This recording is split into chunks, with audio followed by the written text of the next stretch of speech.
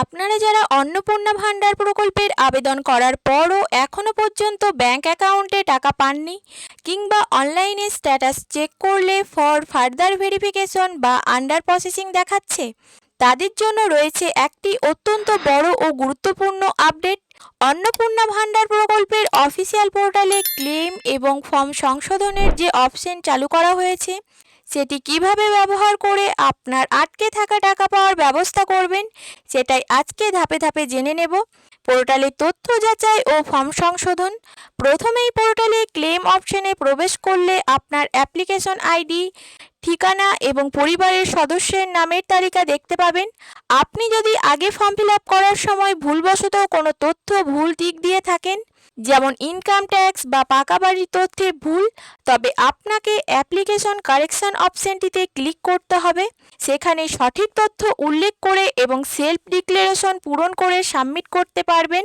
প্রকৃত উপভোক্তা হলে এবং তথ্য ভুল দেখালে করণীয়: যদি আপনার দিক থেকে কোনো ভুল না থাকে এবং আপনি এই প্রকল্পের প্রকৃত যোগ্য উপভোক্তা হন, কিন্তু ভুল কোনো কারণে আপনার স্ট্যাটাস আটকে দেওয়া হয়ে থাকে, যেমন ভোটার লিস্টের অপ্রসঙ্গিত বা অন্যান্য টেকনিক্যাল সমস্যা, সেক্ষেত্রে পোর্টালের রং ইনফরমেশন বা নির্দিষ্ট ক্যাটাগরি বেছে নেবেন।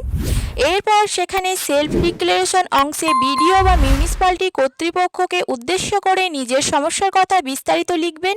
সাপোর্টিং ডকুমেন্টস ও ফাইনাল সাবমিট।